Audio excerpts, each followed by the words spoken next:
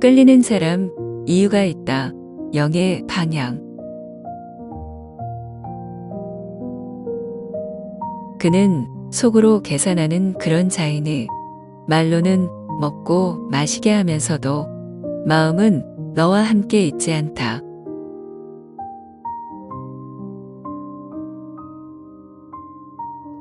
우리의 말과 생각에는 방향이 있습니다. 안 돼, 어려워, 소용없어. 이런 말은 스스로 길을 막는 문장이 됩니다. 반대로 할 수 있어. 주님이 함께 하시니까. 이 믿음의 말은 닫힌 문을 여는 열쇠가 됩니다. 문제는 부정적인 말이 자신만 무너뜨리는 데서 그치지 않는다는 것입니다. 어떤 사람은 자신의 불안과 부담을 다른 사람도 못하게 만드는 말로 표현합니다. 그건 힘들 거야. 그건 괜히 하는 거야. 이런 말 한마디가 누군가의 가능성과 은총의 문을 닫게 만듭니다. 하느님은 우리 각자에게 다른 은총과 재능을 주셨습니다. 그러니 내 기준으로 남의 꿈을 재단하거나 내 불안을 이유로 타인의 믿음을 막아서는 안 됩니다. 부정적인 마음은 하느님이 심으신 씨앗을 말리지만 감사와 믿음의 마음은 은총의 씨앗을 자라게 합니다.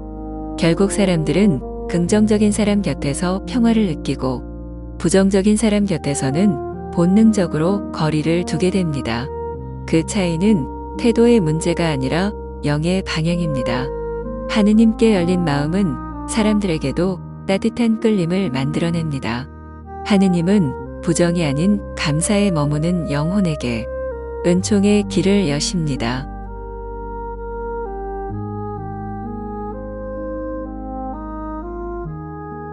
주님, 제 안에 부정적인 말과 생각을 잠재워 주소서.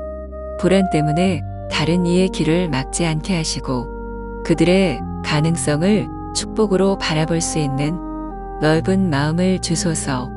오늘도 감사의 말을 선택하고 믿음의 시선을 잃지 않게 하소서. 당신의 은총을 끌어당기는 따뜻한 마음이 되게 하소서. 아멘.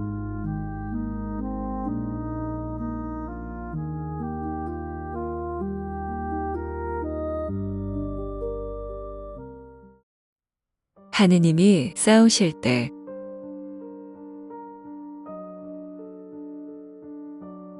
이 전쟁은 너희의 것이 아니라 하느님의 것이다.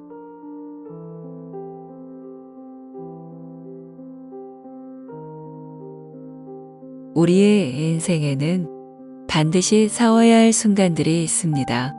억울함, 부당함, 오해, 그리고 마음의 상처 앞에서 내가 직접 해결해야겠다는 마음이 치밀어 오르지요. 하지만 성경은 말합니다. 이 전쟁은 너희의 것이 아니라 하느님의 것이다. 하느님이 싸우실 때 그분의 싸움 방식은 우리가 상상하는 것과 전혀 다릅니다. 그분은 칼이 아니라 침묵으로, 분노가 아니라 자비로, 즉각적인 심판이 아니라 기다림으로 싸우십니다. 탈출기 14장 14절에서 이스라엘이 홍해 앞에서 절망했을 때 주님께서 모세에게 말씀하셨습니다. 주님께서 너희를 위하여 싸워주실 터이니 너희는 잠자코 있기만 하여라. 우리가 하느님보다 먼저 나서면 그분이 일하실 자리를 잃게 됩니다. 그래서 믿음은 싸우지 않는 것이 아니라 하느님이 대신 싸우실 수 있도록 자리를 내어드리는 것입니다. 하느님이 싸우실 때 우리는 침묵 속에서 평화를 배우게 됩니다. 그리고 시간이 지나면 그분의 정의가 가장 완전한 방식으로 드러나는 순간이 반드시 옵니다.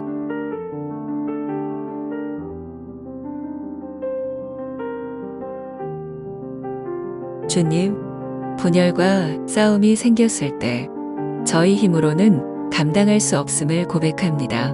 저희가 분노하지 않게 하시고 당신의 때와 방법을 신뢰하게 하소서.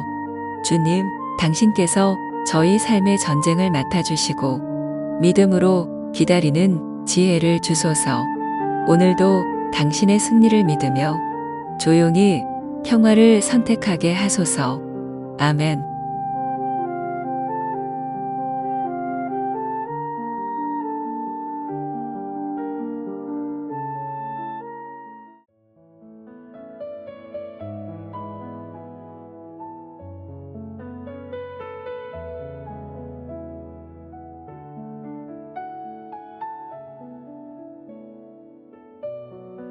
나는 너를 알지 못한다. 나는 너희를 도무지 알지 못한다.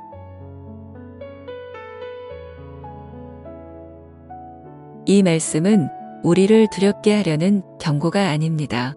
주님과의 관계가 없는 믿음이 얼마나 허망한지를 깨우치는 말씀입니다. 예수님은 단순히 교회에 다녔느냐를 묻지 않으십니다. 너는 나와 함께 살았느냐?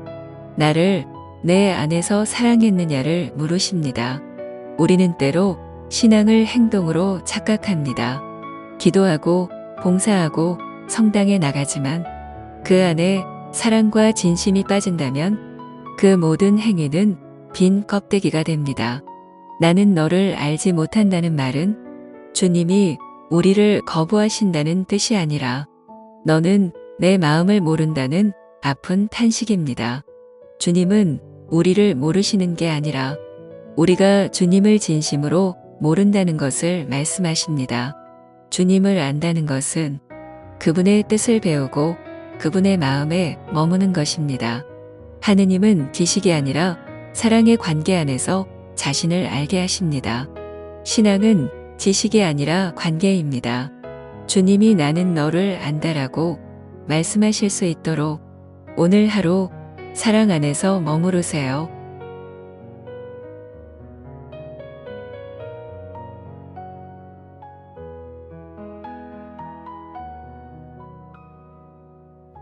주님, 제가 주님을 아는 척하지만 하지 않고 정말로 사랑으로 알아가게 하소서.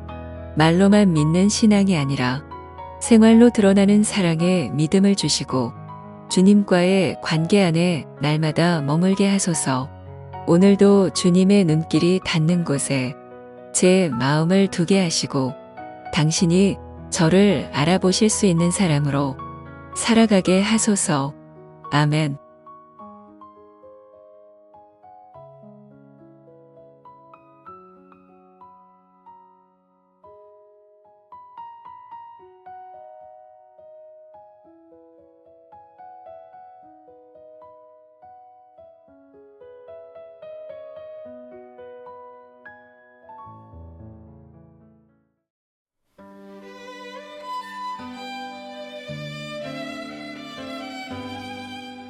하느님이 주시는 신호. 성령의 작은 속삭임을 알아듣는 법.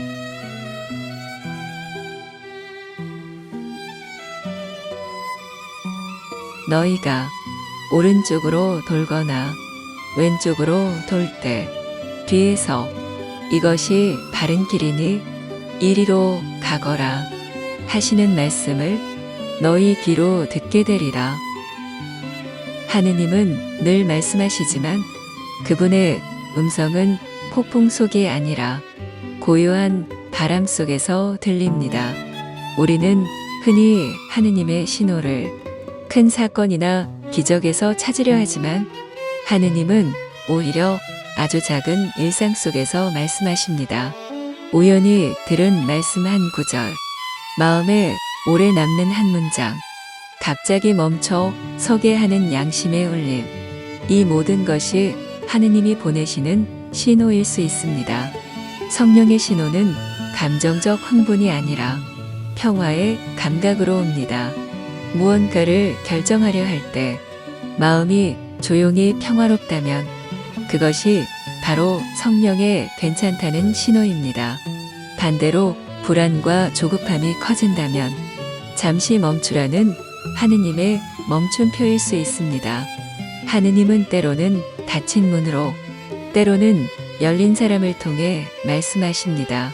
신호를 알아듣는 사람은 늘 기도 안에서 귀를 열어둔 사람입니다.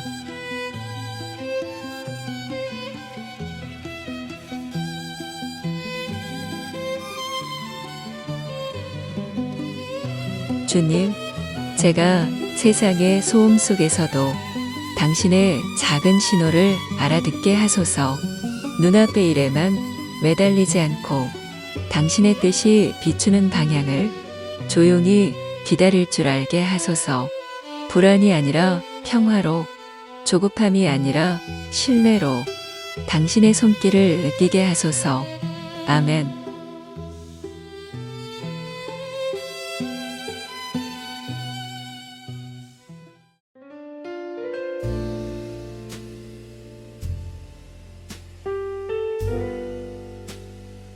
영혼의 방, 주님이 거하시는 자리.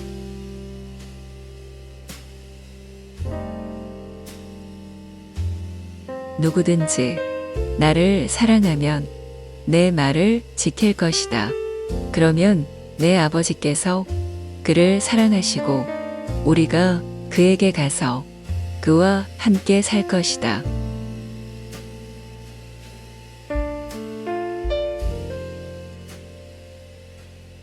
우리의 영혼 안에는 아무도 모르는 작은 방이 있습니다. 그곳은 소음도 평가도 비교도 닿지 않는 내면의 성소입니다. 그곳이 바로 하느님께서 머무르시는 자리입니다. 성녀 데레사는 이렇게 말했습니다. 영혼은 하나의 성과 같고 그 안에는 수많은 방이 있다. 그 중심에는 하느님께서 계신다. 우리는 하루에도 수없이 방 밖으로 나갑니다. 일이나 인간관계, 말, 그리고 걱정과 불안, 세상과 부딪히며 살아가지만 정작 자신의 영혼의 방에는 잘 들어가지 않습니다. 그러나 주님은 말씀하십니다. 내가 너의 안에 살고 싶다. 그분은 화려한 성전이 아니라 고요한 마음의 방을 원하십니다. 우리가 침묵 속에서 마음을 열 때 주님은 조용히 들어오십니다. 영혼의 방은 오직 사랑과 침묵의 열쇠로만 열립니다. 그곳에 들어가는 순간 세상의 소음은 멀어지고 주님의 평화가 우리를 감쌉니다. 영혼의 방은 하느님이 머무시는 자리입니다. 그 문은 침묵과 사랑으로만 열립니다.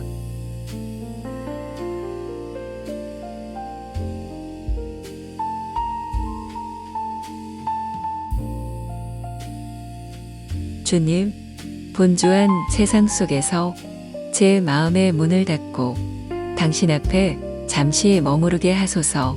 제 영혼의 방을 정결하게 하시어 당신이 쉬실 자리가 되게 하소서. 오늘도 제 안에 계신 주님과 조용히 눈을 마주하고 말없이 사랑을 나누게 하소서. 아멘.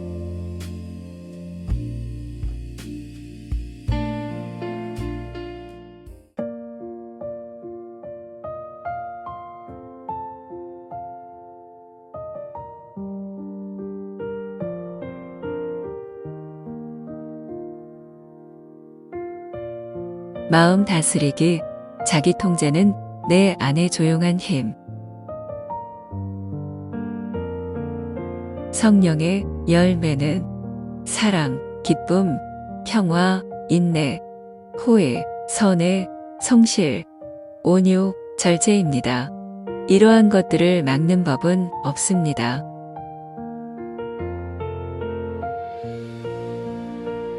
영적 세계에서 자기 통제는 힘입니다. 큰 소리로 주장하는 사람보다 화를 삼키고 침묵으로 기도하는 사람이 더 강합니다. 자기 통제는 단순히 참는 것이 아니라 성령께 마음의 주도권을 내어드리는 일입니다. 우리가 감정에 휩쓸릴 때마다 하느님께서 잠시 멈추라 하시며 내면의 중심을 되찾게 하십니다. 침묵은 무력함이 아니라 영혼의 무기입니다. 사탄은 분노와 말의 실수로 들어오지만 침묵하는 사람은 성령의 성체 안에 머무릅니다. 스스로를 다스릴 줄 아는 사람은 다른 사람을 이기려 하지 않습니다. 그는 이미 자기 안의 불안을 이겼기 때문입니다. 그래서 진정한 강자는 외적으로 화려한 사람이 아니라 내면에서 성령과 균형을 이루는 사람입니다. 자기 통제는 성령의 열매이며 침묵은 그 열매가 자라는 땅입니다. 오늘도 감정이 아닌 성령의 평화가 당신의 마음을 지배하게 해보세요.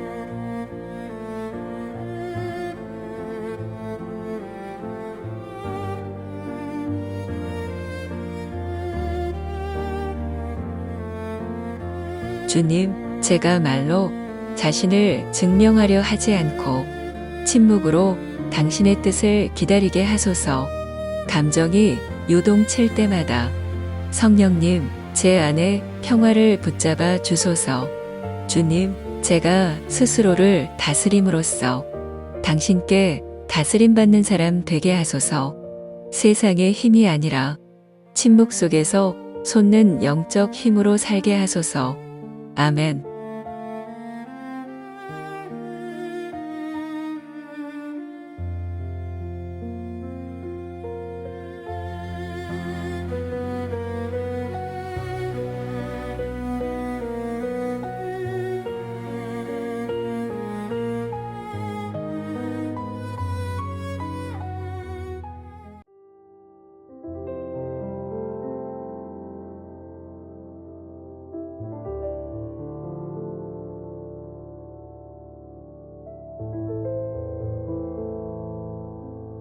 성령님이 좋아하시는 말.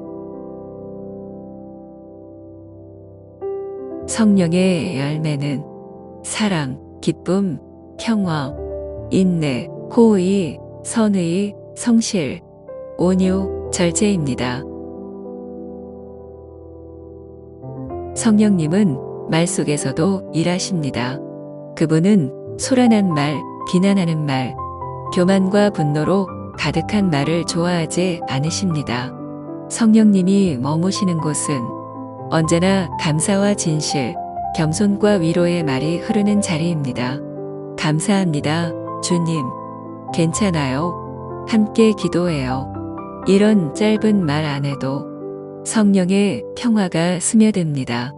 반대로 누군가를 깎아내리거나 불평과 원망을 쏟아내는 순간 우리 안의 성령은 조용히 물러나십니다.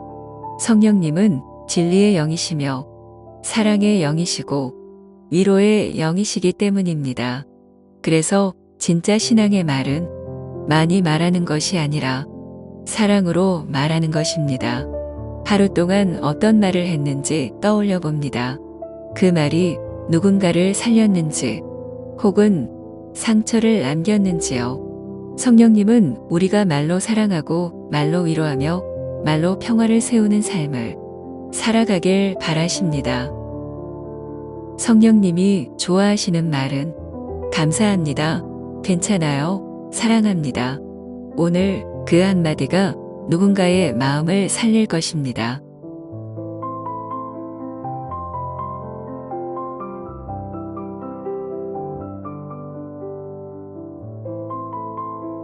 성령님, 제 입술을 성화시켜 주소서.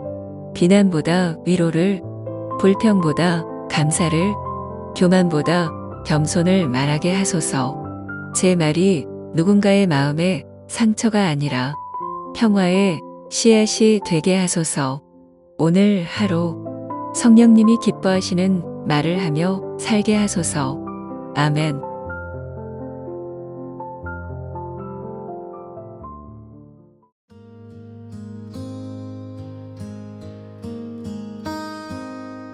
천국과 지옥, 하느님과 함께함, 혹은 멀어짐.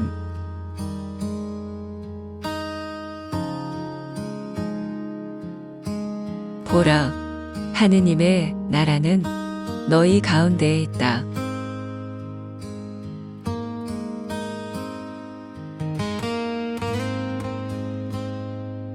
천국은 먼 하늘 위의 신비한 장소가 아니라 하느님과 함께하는 관계 속에서 이미 시작됩니다. 그분의 뜻 안에 머무를 때 우리의 마음은 평화와 사랑으로 가득 차고 그 순간이 바로 천국의 시작입니다. 반대로 하느님을 외면하고 미움과 시기, 교만 속에 머물면 그 마음은 이미 지옥의 불길에 스스로를 던지는 것과 같습니다. 지옥은 하느님이 우리를 벌하시는 장소가 아니라 우리가 스스로 하느님 없이 살겠다고 선택한 고립의 상태입니다. 하느님은 우리를 두려움으로 천국에 이끄시지 않습니다. 사랑으로 초대하십니다. 그분과 함께 걸을 때 작은 일 속에서도 천국의 빛을 맛보게 됩니다.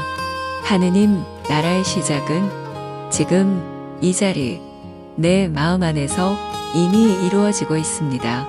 천국과 지옥은 먼 미래가 아니라 오늘 내가 누구와 함께 살고 있는가의 문제입니다.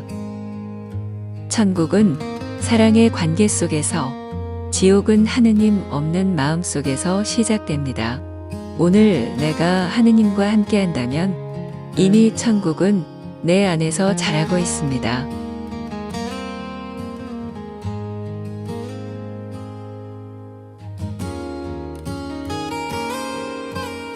주님, 제 마음이 하느님 없이 공허할 때 그곳이 이미 지옥임을 깨닫게 하소서.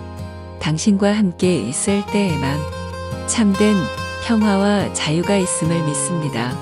오늘도 제 생각과 말과 행동 속에서 하느님의 나라가 자라나게 하소서. 두려움이 아니라 사랑으로 천국을 향해 걷게 하소서. 아멘.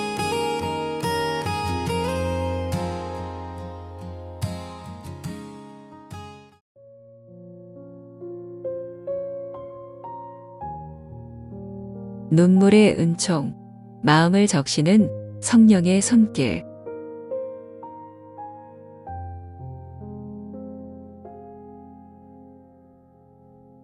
나는 너의 기도를 들었고 너의 눈물을 보았다.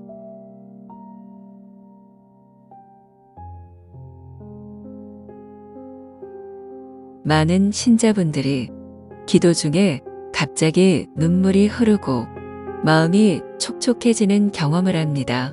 이건 단순한 감정 반응을 넘어 영적 교감의 한 형태로 이해할 수 있습니다. 말로 설명할 수 없지만 마음이 녹아내리고 마치 하느님과 조용히 연결되는 듯한 순간이죠. 그 눈물은 약함이 아닙니다. 성령께서 내 마음을 만지시는 은총의 흔적입니다. 굳어있던 감정이 풀리고 오래 쌓인 슬픔과 후회, 그리고 말로 표현 못한 고마움이 눈물로 흘러나오는 것입니다. 하느님은 그 눈물을 통해 말씀하십니다. 괜찮다. 이제 놓아라. 내가 너를 안다. 기도의 눈물은 감정의 폭발이 아니라 사랑의 만남에서 일어나는 내적 치유의 표징입니다. 성령께서 우리 안에 어두움을 녹이고 하느님의 평화를 새롭게 심어주실 때 영혼은 더 맑아지고 더 겸손해집니다.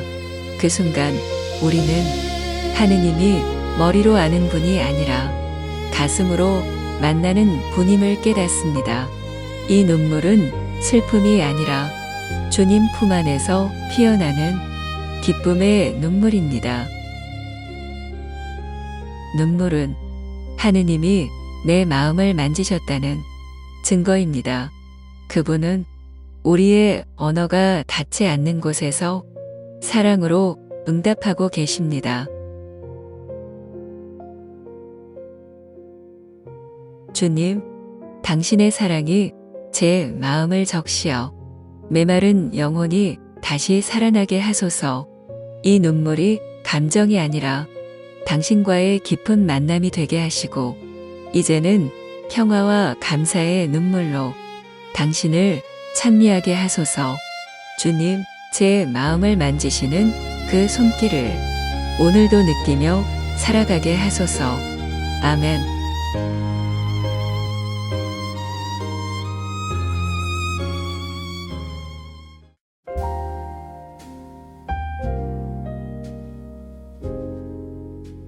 하느님의 뜻과 내 생각을 구별하는 법.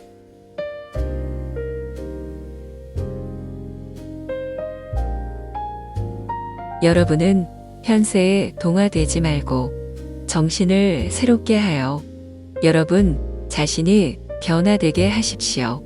그리하여 무엇이 하느님의 뜻인지, 무엇이 선하고 무엇이 하느님 마음에 들며 무엇이 완전한 것인지 분별할 수 있게 하십시오.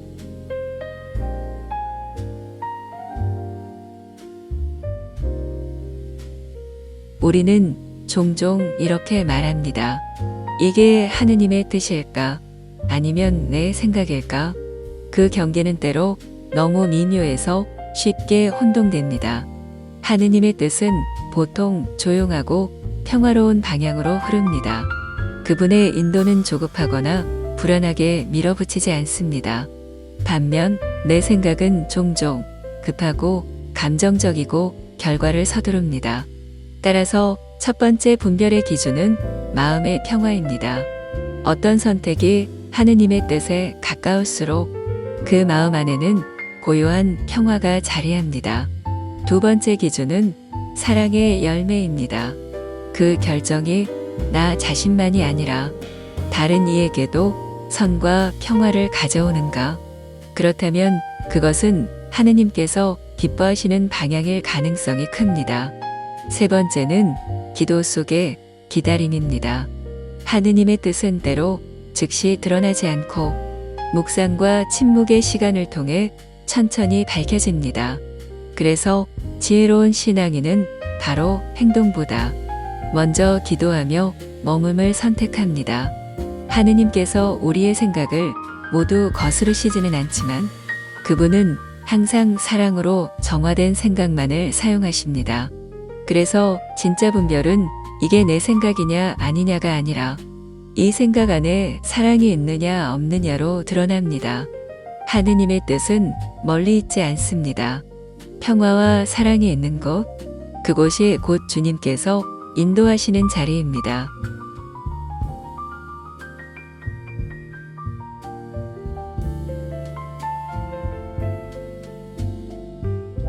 주님, 제 생각이 아무리 옳아 보여도 당신의 뜻이 아니라면 멈출 줄 아는 지혜를 주소서. 평화를 잃게 하는 길은 내려놓게 하시고 사랑의 열매를 맺는 길로 인도하소서. 제 욕심보다 당신의 뜻이 이루어지기를 오늘도 제 마음을 당신께 맡깁니다. 아멘.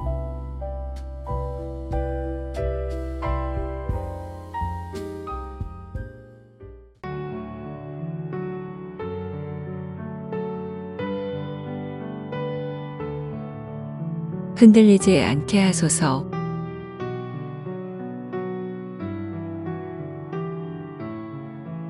주님, 착한 이들에게, 마음 바른 이들에게 선을 베푸소서.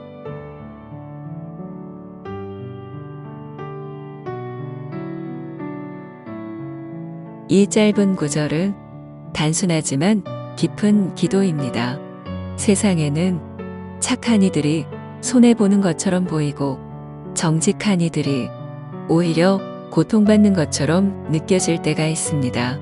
그때 시편 125편 4절은 주님 선을 베푸소서라고 기도합니다. 이 말은 단순히 보상이나 안락을 구하는 것이 아니라 주님 그들의 선함이 흔들리지 않게 하소서 라는 영적 보호의 기도입니다. 하느님께서는 세상의 기준이 아니라 마음의 방향을 보십니다. 겉으로 드러난 성공보다 착한 마음을 지키려 애쓰는 그 노력 안에 주님의 선이 머뭅니다. 주님께서는 착한 이의 선함을 기억하시고 마음이 고든 이의 길을 끝까지 지켜주십니다.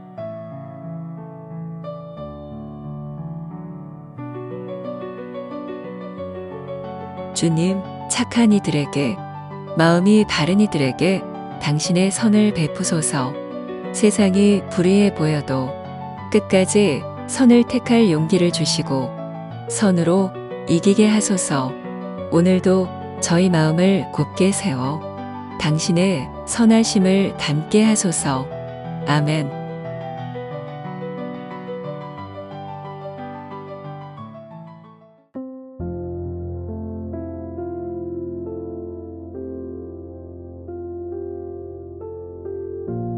복을 받으리라.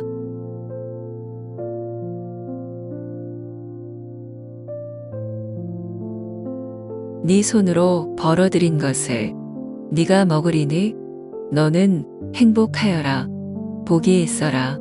주님을 경외하는 사람은 이렇듯 복을 받으리라.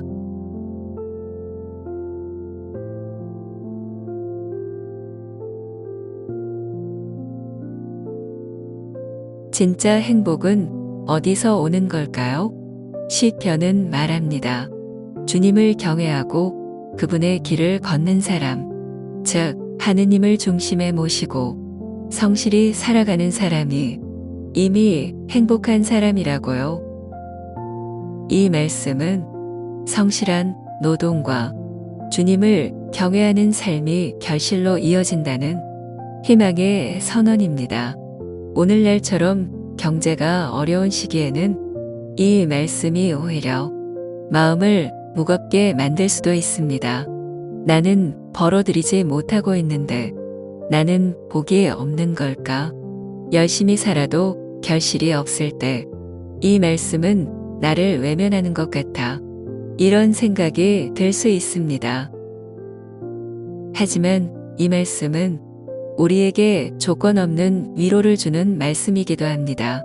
하느님께서는 얼마를 벌었는가를 보시는 분이 아니라 어떻게 살아가고 있는가를 보시는 분입니다. 열심히 일하려는 마음, 땀의 소중함, 주어진 상황 속에서도 믿음을 지키려는 마음의 방향을 귀하게 여기십니다.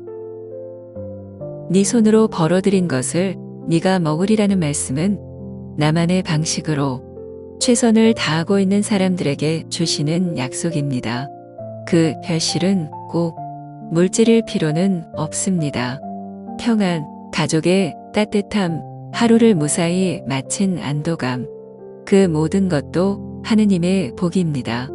즉, 우리가 일상에서 흘리는 땀방울, 가정을 돌보는 수고, 정직하게 일하고 기도하며 살아가는 모든 순간이 하느님 안에서 복된 일임을 알려줍니다. 행복은 거창한 성취가 아니라 매일의 수고가 열매로 이어질 때 느끼는 평화입니다. 그 평화는 세상이 주는 성공보다 깊고 하느님만이 줄 수 있는 복입니다. 행복은 멀리 있지 않습니다. 하느님을 경외하며 성실히 사는 그 길 위에 이미 복이 머물러 있습니다. 오늘 하루 내 손이 닿는 곳에서 작은 일이라도 기쁘게 감당해 보세요. 그리고 결과보다 마음의 중심을 보시는 주님께 나의 하루를 맡겨보세요. 주님을 경외하는 사람은 이렇듯 복을 받으리라. 이 말씀은 결국 믿음으로 살아가는 이들에게 주어지는 하느님의 위로입니다. 주님, 저희가 오늘도 성실히 일하고 감사하며 하루를 살게 하소서. 저희가 하는 작은 일들이 당신의 사랑 안에서 열매 맺게 하시고 가정과 공동체 안에 평화와 복이 머물게 하소서. 주님을 경외하는 마음으로 모든 일을 하며 그 안에서 진정한 행복을 찾게 하소서. 아멘.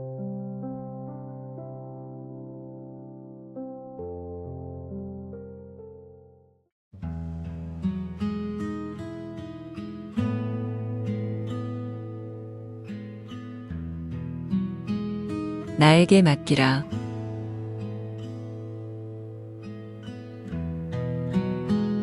내 오른쪽에 앉아라.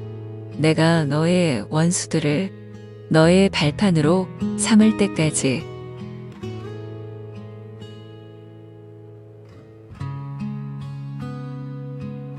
이 말씀은 단순한 명령이 아니라 하느님의 약속입니다. 내 오른쪽에 앉아라.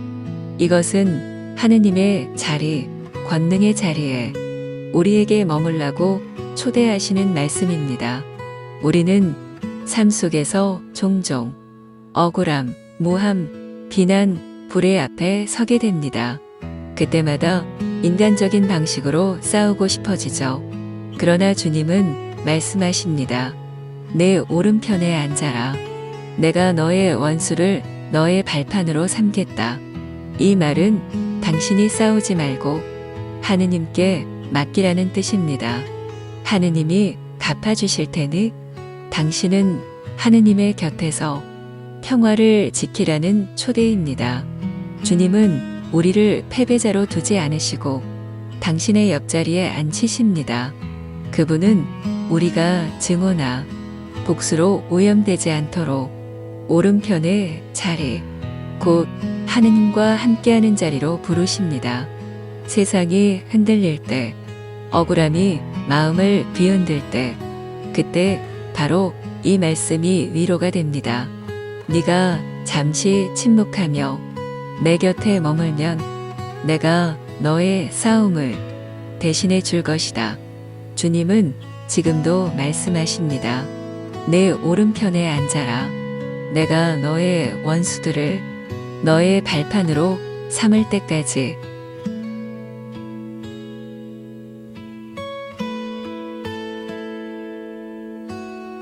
주님, 저희가 당신의 오른편에 머물게 하시어 저희 마음을 평화로 다스리시고 모든 일의 결과를 당신께 맡기게 하소서. 오늘 하루도 당신 곁에 앉아 조용히 바라보며 믿음으로 기다리게 하소서. 아멘.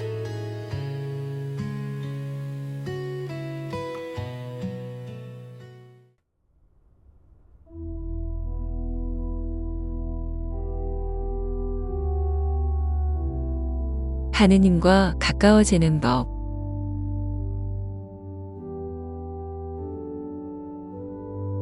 하느님께 가까이 가십시오. 그러면 하느님께서 여러분에게 가까이 오실 것입니다.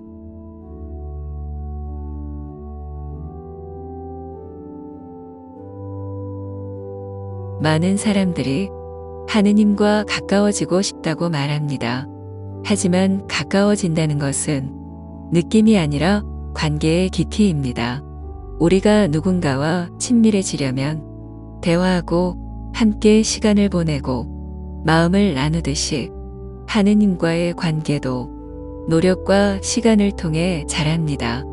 하느님께 가까워지는 길은 멀리 있지 않습니다.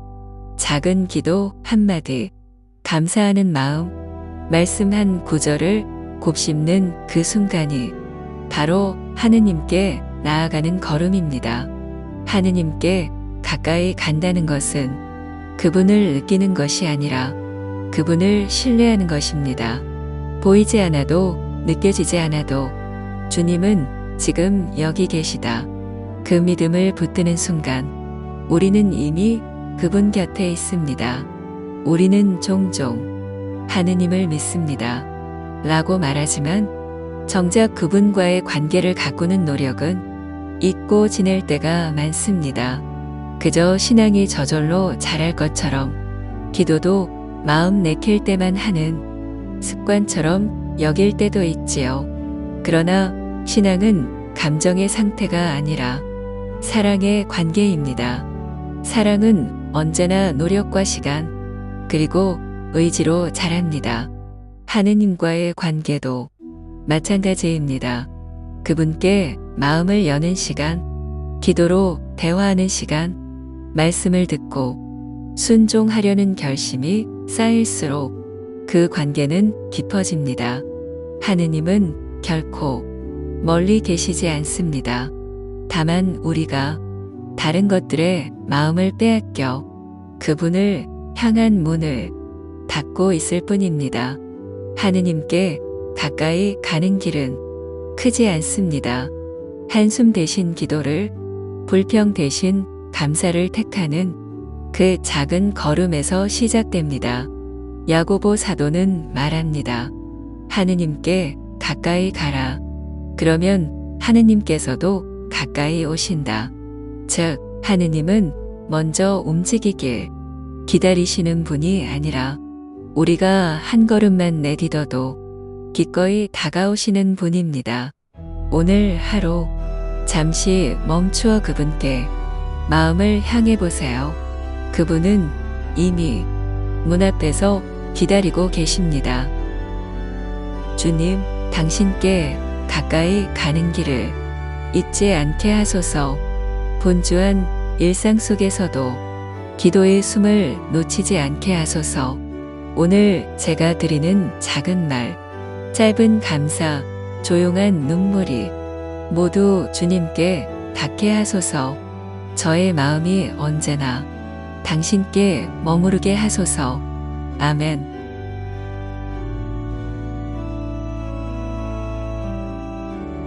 주님, 당신께 가까이 가는 길을 잊지 않게 하소서. 분주한 일상 속에서도 기도의 숨을 놓치지 않게 하소서. 오늘 제가 드리는 작은 말, 짧은 감사, 조용한 눈물이 모두 주님께 닿게 하소서. 저의 마음이 언제나 당신께 머무르게 하소서. 아멘.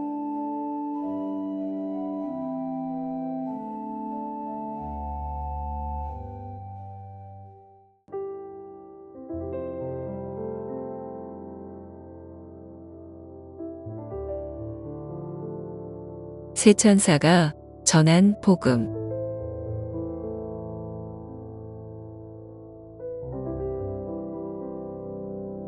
나는 또 다른 천사가 하늘 높이 나는 것을 보았습니다.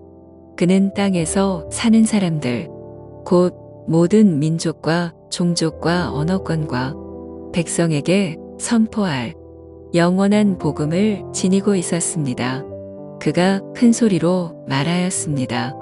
하느님을 경외하고 그분께 영광을 드려라. 그분께서 심판하실 때가 왔다.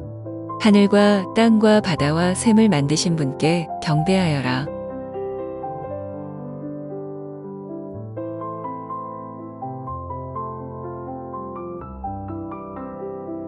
요한묵시록 14장은 새 천사가 전한 세 가지 복음의 메시지를 전합니다. 이것은 단순한 경고가 아니라 하느님께로 돌아오라는 마지막 사랑의 초대입니다. 첫째 천사는 말합니다. 하느님께 영광을 돌려라. 이 복음은 창조주께 대한 참된 경배를 회복하라는 부름입니다. 세상이 무너져도 주님께 향한 우리의 시선은 흔들려서는 안 됩니다. 둘째 천사는 외칩니다. 무너졌다. 큰 도성 바빌론이. 이는 세속의 권력과 탐욕의 체제, 하느님 없는 영광의 몰락을 상징합니다. 우리도 물질과 명예의 마음을 빼앗길 때 바빌론의 일부가 되어가고 있지 않은지 돌아보아야 합니다. 셋째 천사는 경고합니다. 짐승과 그 우상에게 경배하지 마라.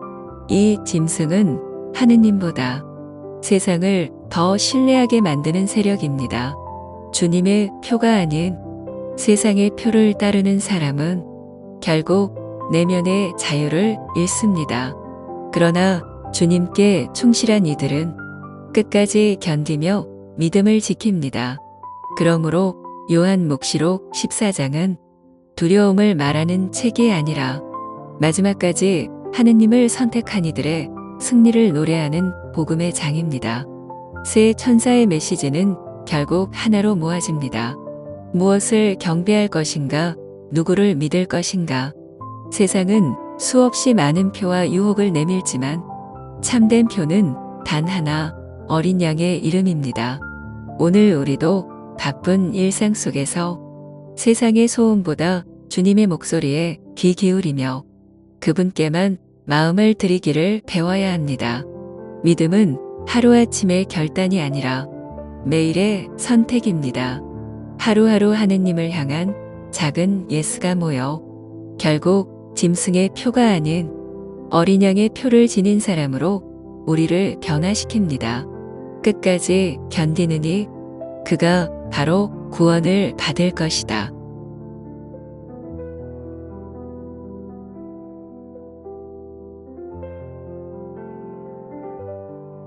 주님, 세상의 화려함과 유혹 속에서도 당신께 향한 저희 마음이 흔들리지 않게 하소서.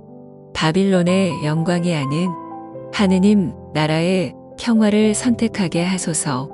사람의 표가 아니라 당신의 이름이 저희 마음에 새겨지게 하시고 끝까지 믿음 안에 머무르게 하소서. 새 천사의 외침처럼 하느님을 경외하고 당신께만 영광을 드리며 주님 안에서 참된 자유를 누리게 하소서. 아멘.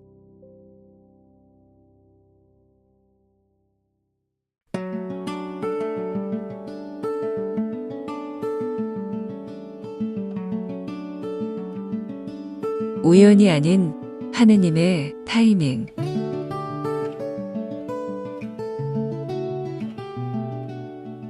바로 그때 그 두 사람의 기도가 영광스러운 하느님 앞에 다다랐다.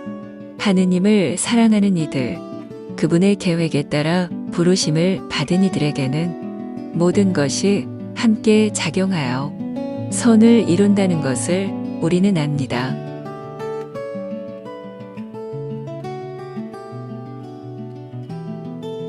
살다 보면 참 이상한 우연을 경험할 때가 있습니다. 누군가를 문득 떠올렸는데 바로 연락이 오고 오랫동안 묵묵히 기도하던 일에 뜻밖의 길이 열리는 순간이 찾아오기도 합니다. 심리학에서는 이런 현상을 동시성이라고 부릅니다. 겉으로는 우연처럼 보이지만 그 안에는 보이지 않는 깊은 의미의 연결이 있습니다. 성경에도 이런 순간이 자주 등장합니다. 토빗과 사라가 멀리 떨어진 곳에서 각자 고통 속에 기도했을 때 하느님께서는 같은 시간에 두 사람의 기도를 들으시고 천사를 보내십니다. 겉으로 보면 아무 상관없는 두 사람의 사연이 하느님의 시간 안에서 정확히 맞물려 있었던 것이죠. 이것이 바로 하느님의 타이밍입니다. 하느님은 우리의 하루 속에서도 보이지 않게 사람과 사건을 엮어 선으로 이끄십니다. 그래서 신앙인은 이렇게 말할 수 있습니다. 이건 우연이 아니라 주님의 계획이구나. 때로는 왜 이런 일이 일어나는지 알 수 없지만 나중에 돌아보면 하나하나 하느님의 섭리였음을 깨닫게 됩니다. 신앙 안에서 우연은 없습니다. 그것은 하느님이 당신의 뜻을 드러내는 또 다른 방법입니다.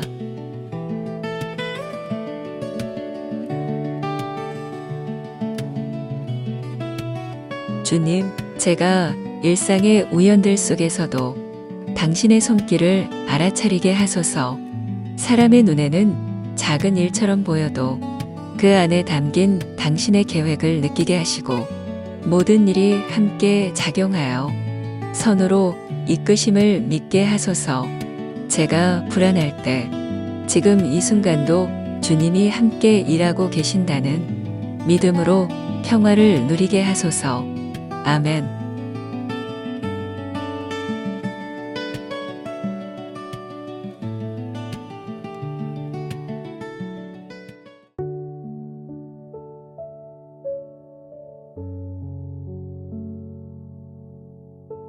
듣는 마음.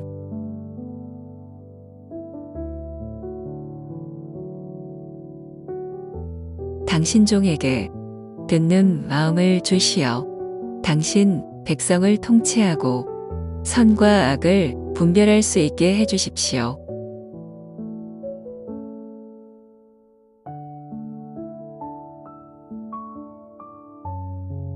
솔로몬은 임금이 되었을 때 부나 권력이 아니라 듣는 마음을 청했습니다.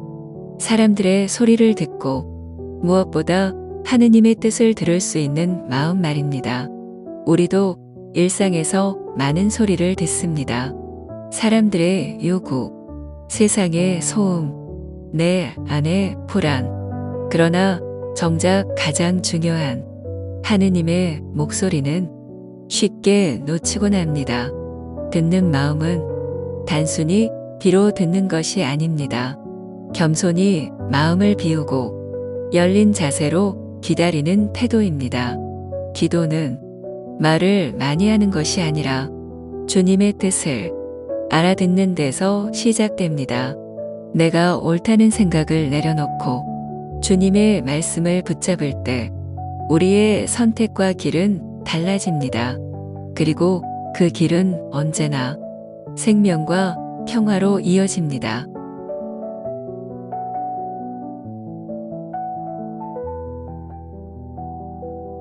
주님, 저에게 듣는 마음을 주시어 제 고집과 소음을 잠시 내려놓고 주님의 말씀을 알아듣게 하소서. 사람들의 목소리 속에서, 양심의 속삭임 속에서, 성경 말씀 안에서 당신의 뜻을 식별하게 하소서. 오늘 하루도 제 귀가 아닌 제 마음이 주님의 음성에 열려 있게 하소서. 아멘.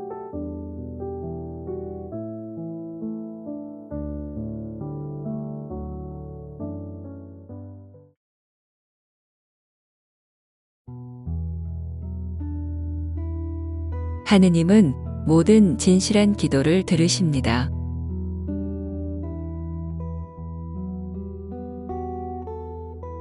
베드로가 입을 열어 말하였다.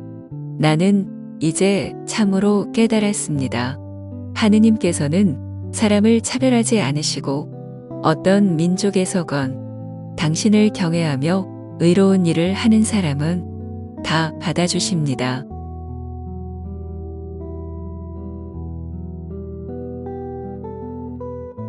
가끔 가족 안에서 종교가 다르다는 이유로 마음이 멀어질 때가 있습니다. 어떤 이는 성당에, 어떤 이는 절에, 또 어떤 이는 교회에 나아갑니다. 그럴 때 우리는 문득 이런 생각을 하곤 합니다. 하느님은 내 기도만 들으실까? 아니면 그들의 기도도 들으실까?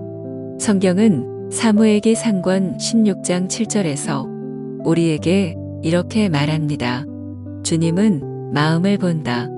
하느님께서는 종교의 이름보다 그 마음 안에 있는 진실한 사랑, 선함, 자비의 불씨를 보십니다. 누가 어떤 형식으로 손을 모으든 하느님께 향한 진심의 부르짖음이라면 그분은 결코 외면하지 않으십니다. 물론 구원의 길은 예수 그리스도 안에서 완성됩니다. 그러나 하느님은 그리스도 안에서 모든 사람을 당신께로 초대하고 계십니다. 그래서 가족 중 누군가가 다른 방식으로 기도한다 해도 하느님은 그 마음을 통해 일하실 수 있습니다. 그들의 선한 기도 속에서도 성령께서 보이지 않게 숨 쉬고 계시기 때문입니다.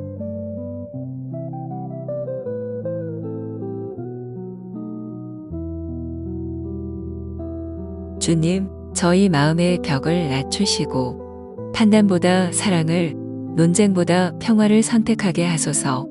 하느님, 당신은 모든 진실한 기도를 들으시는 분이시며 그 모든 기도를 당신의 자비 안에서 하나로 모으시는 분이십니다. 오늘도 그 믿음 안에서 종교가 다르다는 이유로 마음이 멀어진 이들을 주님께 맡깁니다. 아멘.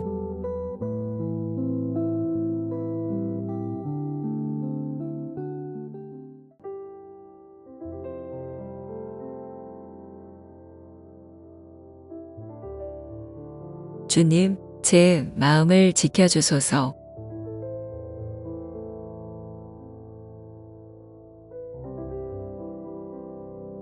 아무것도 걱정하지 마십시오. 어떠한 경우에든 감사하는 마음으로 기도하고 간구하며 여러분의 소원을 하느님께 아뢰십시오. 그러면 사람의 모든 이해를 뛰어넘는 하느님의 평화가 여러분의 마음과 생각을 그리스도 예수님 안에서 지켜줄 것입니다.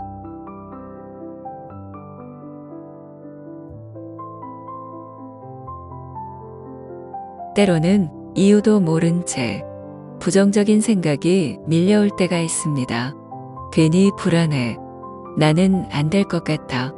왜 나는 이렇게 부족할까 하는 생각들이 마음의 문틈으로 스며들어 평화를 흔듭니다. 하지만 하느님은 그런 순간에도 우리의 마음 가까이 계십니다.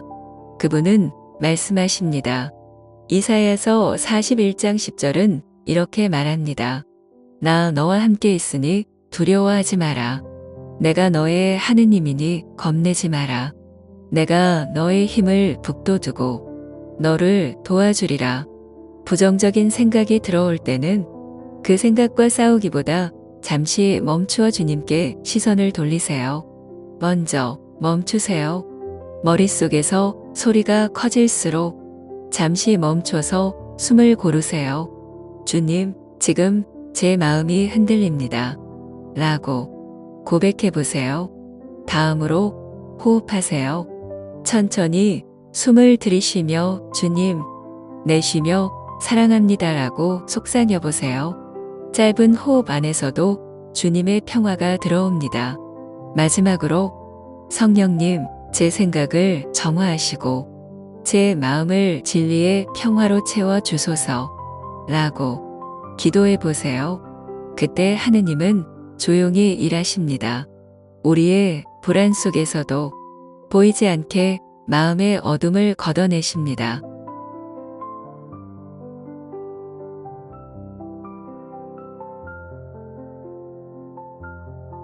주님, 오늘 제 생각과 마음을 당신께 맡깁니다. 부정적인 생각이 다가올 때마다 주님, 제 마음을 지켜 주소서. 이 짧은 기도를 드리며 평화의 숨결 안에 머물게 하소서. 아멘.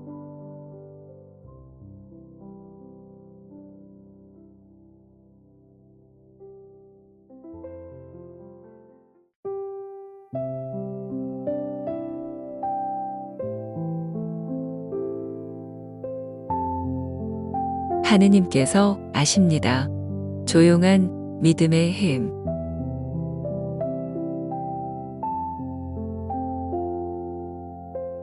너는 기도할 때 골방에 들어가 문을 닫은 다음 숨어 계신 내 아버지께 기도하여라. 그러면 숨은 일도 보시는 내 아버지께서 너에게 갚아 주실 것이다. 우리 삶에는 이런 순간이 있습니다. 정말 간절히 기도해서 이루어진 일인데 그 영광이 전혀 다른 사람에게 돌아가는 때 말입니다. 특히 온유하고 조용한 성격의 신자는 세상 앞에서 자신의 믿음을 드러내는 대신 묵묵히 기도하고 결과를 주님께 맡깁니다. 그러나 어떤 사람은 큰 소리로 자랑하고 자신의 힘이나 다른 신앙의 덕이라 말하며 하느님의 자리를 대신하려 하기도 하지요. 그럴 때 마음이 참 아픕니다. 주님, 제가 믿었는데 왜 그분만 드러나게 하십니까? 이런 속상한 마음은 너무나 인간적이고 하느님께서도 그 마음을 알고 계십니다. 그러나 주님께서는 조용히 믿는 이들의 마음속 신앙을 더 깊이 기억하십니다. 빛을 내지 않아도 사람들 앞에 나서지 않아도 주님은 숨어있는 충실함을 가장 귀하게 보십니다. 성경은 사무엘기 상권 16장 7절에서 우리에게 이렇게 말합니다. 사람들은 눈에 들어오는 대로 보지만 주님은 마음을 본다. 그러니 당신의 기도를 드러내지 않아도 괜찮습니다. 주님은 이미 당신의 눈물과 희생, 그 침묵 속의 믿음을 다 보고 계십니다. 세상의 소리보다 중요한 것은 하느님께 보이는 믿음, 주님께 들리는 고요한 기도입니다. 하느님께서 직접 당신의 은밀한 충실함을 기억하시고 가장 좋은 때에 보답해 주실 것입니다.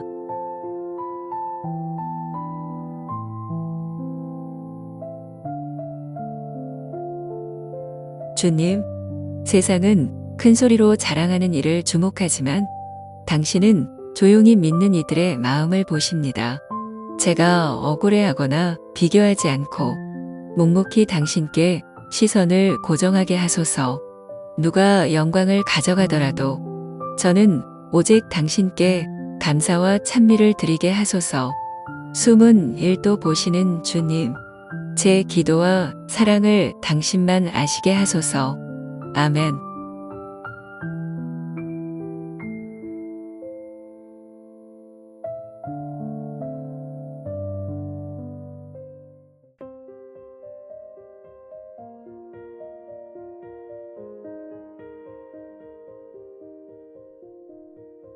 행복한 사람.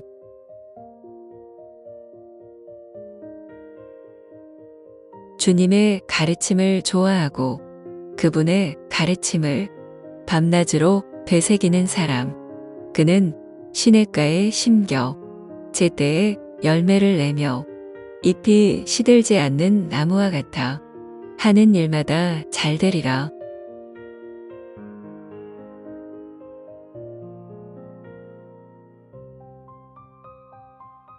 시편 1편은 행복의 길과 불행의 길을 나란히 보여줍니다. 행복한 사람은 하느님과 함께 걷는 사람, 불행한 사람은 하느님을 떠나 자기 뜻대로 사는 사람입니다. 하느님께 가까이 있는 사람은 시냇가에 심긴 나무처럼 언제나 생기가 있습니다. 비가 오지 않아도 계절이 바뀌어도 그 뿌리가 깊이 물을 머금고 있기 때문이지요. 시냇가는 곧 하느님의 말씀을 뜻합니다. 우리가 말씀 안에 뿌리를 내릴 때 삶의 어려움이 와도 쉽게 흔들리지 않습니다. 반대로 주님을 잊고 사는 사람은 바람에 흩날리는 겨처럼 가볍습니다. 겉으론 화려해 보여도 안에는 중심이 없습니다. 그래서 시편은 우리에게 조용히 묻습니다. 당신의 뿌리는 어디에 내리고 있습니까? 오늘 하루 세상의 말보다 하느님의 말씀에 조용히 귀를 기울여 보세요. 그 말씀이 마음의 중심을 단단히 세워줄 것입니다. 행복은 조건이 아니라 방향입니다. 하느님을 향해 걷는 사람이 행복한 사람입니다.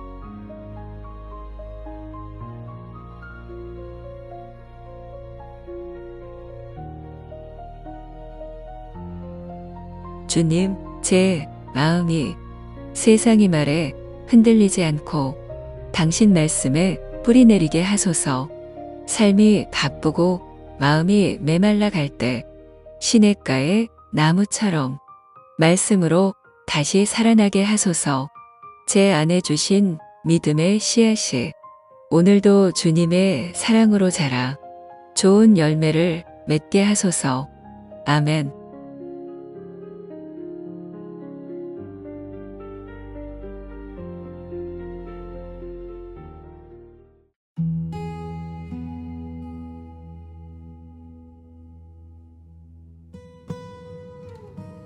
삶의 중심이 되어 주소서.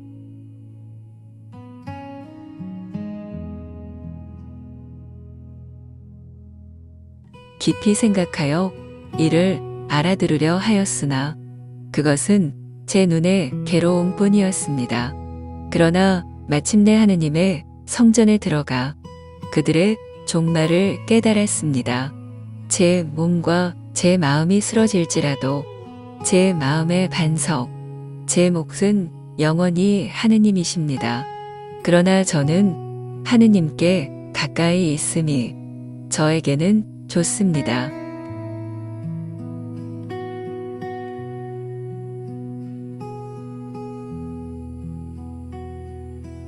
시편 73편의 저자는 깊은 혼란 속에 있습니다. 악한 사람들은 잘 살고 정직한 사람들은 고통받습니다. 하느님을 믿는 것이 무슨 의미가 있나? 그는 한동안 마음속에서 분노와 의심이 치밀어 올랐습니다. 그런데 그는 성소, 즉 기도의 자리로 들어가서 깨닫습니다. 아, 하느님께서 지금도 보고 계시는구나. 인간의 번영은 잠깐이지만 하느님의 정의는 반드시 드러난다는 것을 알게 된 것이지요. 우리는 종종 세상의 기준으로 성공과 행복을 비교하며 불평합니다. 사람들은 보통 이렇게 생각합니다. 돈이 많으면 행복하다. 내가 가진 게 많을수록 인생이 성공이다. 하지만 성경은 다르게 말합니다. 하느님 없이 사는 풍요보다 하느님과 함께하는 가난이 더 복되다고요. 그 말은 가난한 사람이 무조건 행복하다는 뜻이 아닙니다. 마음이 가난한 사람, 즉 하느님을 필요로 하는 사람이 복되다는 뜻입니다. 마음이 가난한 사람은 이렇게 고백합니다. 하느님, 저는 혼자서는 부족합니다. 제 삶을 당신께 맡깁니다. 이런 사람은 세상적으로는 부족해 보여도 마음 안에는 평화가 있습니다. 반대로 아무리 돈이 많고 성공해도 하느님 없이 산다면 그 마음은 점점 공허해집니다. 그래서 시편 저자는 이렇게 고백합니다. 하느님께 가까이 있음이 제 행복입니다. 행복은 많이 가지는 것이 아니라 누구와 함께 사느냐에 달려 있습니다. 그리고 그 누구는 바로 우리를 끝까지 사랑하시는 하느님이십니다. 행복은 세상이 주는 결과가 아니라 하느님 안에 머무는 관계에서 옵니다.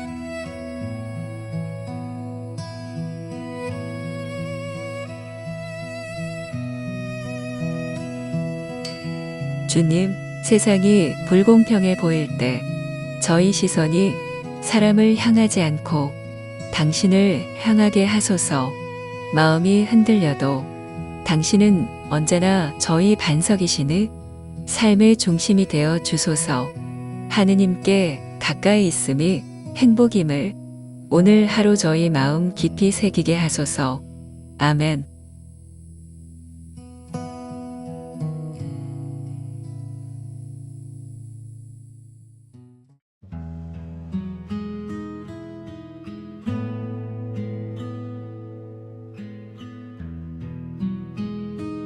하느님의 침묵.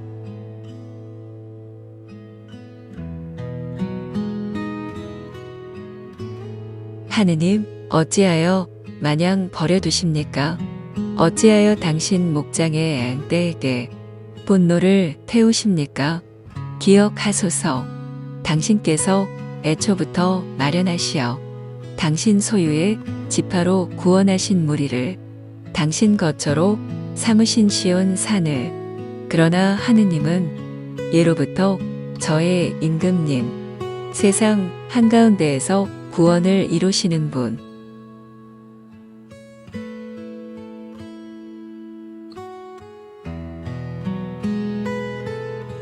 시편 74편은 절망 속에서 부르짖는 공동체의 기도입니다.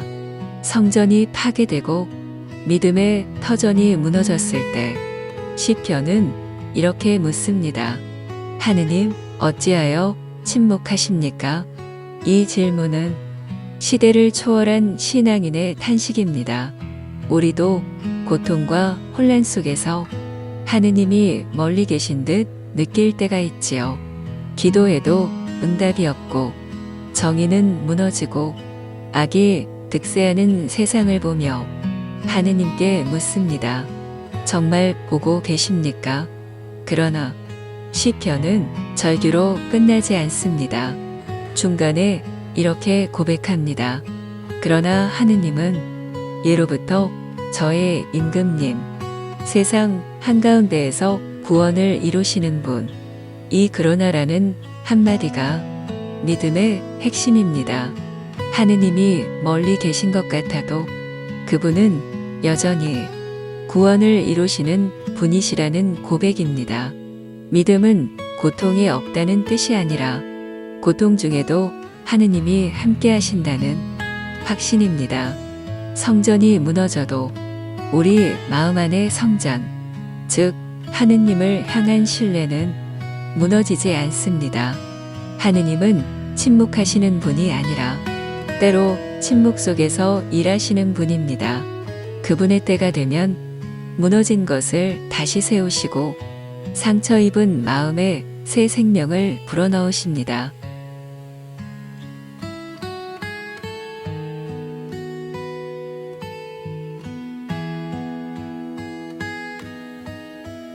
주님, 세상이 무너진 듯 보일 때에도 당신이 여전히 저희 안에서 일하고 계심을 믿습니다. 당신의 침묵은 버림이 아니라 기다림이며 당신의 지연은 무관심이 아니라 사랑임을 알게 하소서. 오늘도 무너진 저희 마음의 성전 위에 당신의 평화를 다시 세워주소서. 그리고 이 세상 속에서도 당신이 여전히 일하고 계심을 믿는 믿음을 주소서. 하느님, 당신은 여전히 저희들의 임금이시며 오늘도 구원을 이루시는 분이십니다. 아멘.